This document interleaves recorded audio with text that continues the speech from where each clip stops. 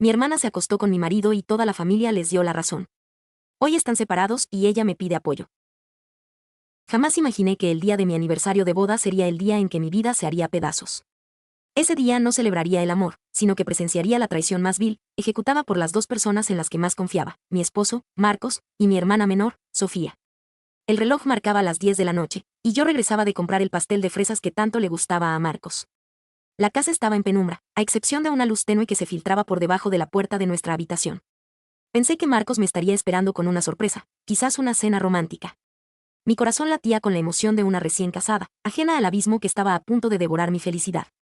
Abrí la puerta despacio, con una sonrisa en los labios, lista para susurrarle feliz aniversario, mi amor. Pero las palabras se quedaron atrapadas en mi garganta, congeladas por la escena que se desplegaba ante mis ojos. Allí estaban, en nuestra cama, en el lugar sagrado de nuestro matrimonio. Marcos y Sofía, envueltos en una intimidad que no dejaba lugar a dudas. La imagen se incrustó en mi mente como un puñal, helando mi sangre y paralizando cada fibra de mi ser. El pastel de fresas cayó de mis manos, esparciendo crema y migas por el suelo.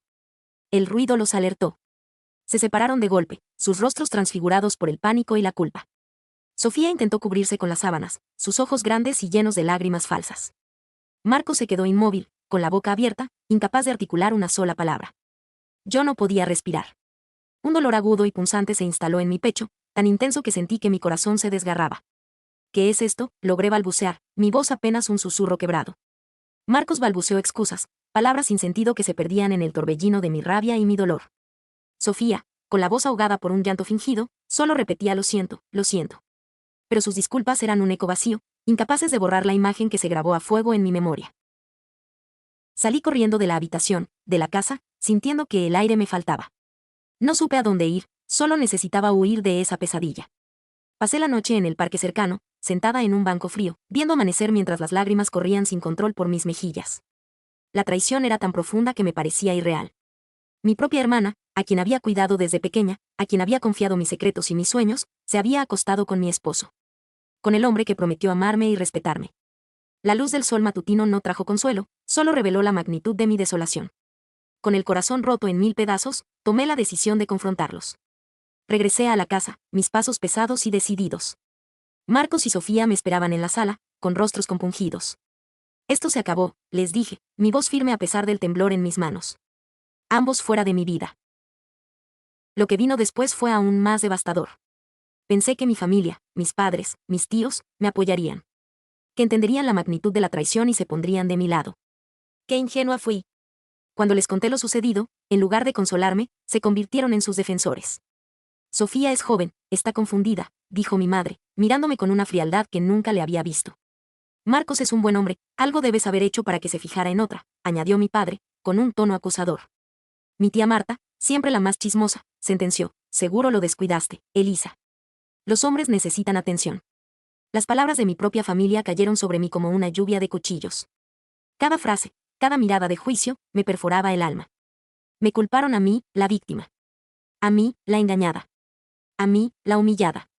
Sentí que el mundo se me venía encima. No solo había perdido a mi esposo y a mi hermana, sino que también había perdido el apoyo de mi propia sangre. Me quedé completamente sola, flotando en un mar de incomprensión y dolor. La humillación pública fue el golpe final. Los comentarios de la familia se esparcieron como pólvora, distorsionando la verdad, pintándome como la esposa negligente y a Sofía como la pobre enamorada. En cada reunión familiar, me sentía como un fantasma, ignorada y juzgada. La presión era insoportable. No soportaba las miradas de lástima ni los susurros a mis espaldas. Decidí cortar todo contacto. No respondí llamadas, no fui a reuniones familiares. Necesitaba sanar mis heridas lejos de su veneno. Fue un proceso lento y doloroso. Noches enteras sin dormir, bañada en lágrimas, cuestionando mi valor y mi capacidad de amar. Mis amigas fueron mi único soporte.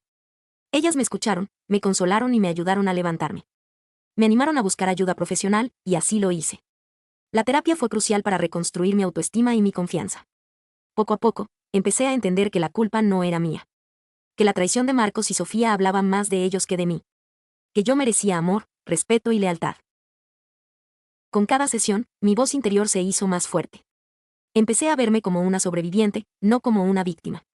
Decidí vender la casa donde había compartido mi vida con Marcos, borrando así cada recuerdo doloroso. Me mudé a otra ciudad, un nuevo comienzo lejos de todo aquello que me recordaba la traición.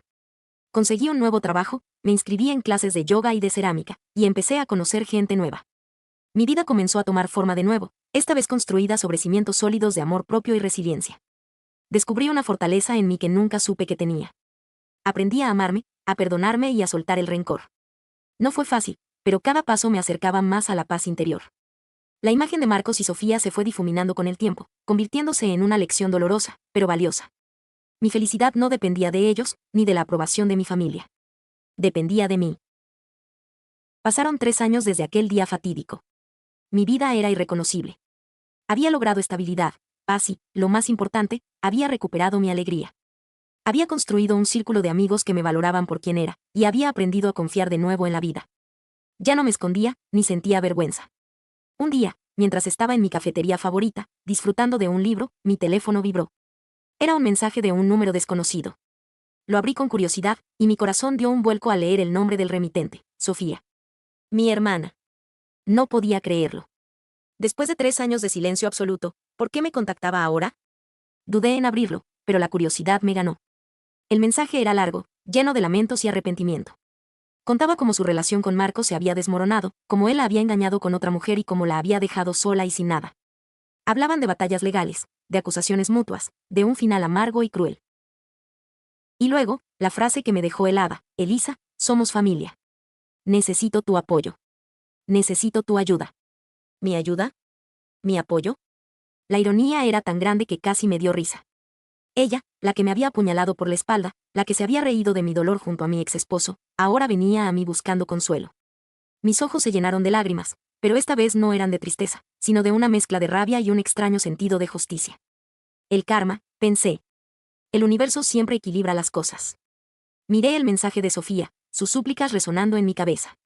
Podría haberla ignorado, borrado el mensaje y seguir con mi vida. Pero algo me decía que no. Que esta era mi oportunidad de cerrar ese capítulo de una vez por todas.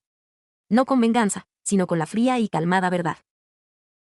Respiré hondo, mis dedos tecleando con decisión. Sofía, escribí, la familia no se traiciona. La familia no se ríe del dolor ajeno. Cuando te necesité, cuando mi vida se derrumbó por tus acciones, ni tú ni nadie de la familia me dio la mano. Al contrario, me culparon, me juzgaron, me abandonaron. Reconstruí mi vida sola, sin su ayuda, sin su apoyo. Y lo logré. Hoy soy feliz. Tú tomaste tus decisiones, Sofía. Ahora asume las consecuencias. Y no, no te voy a ayudar.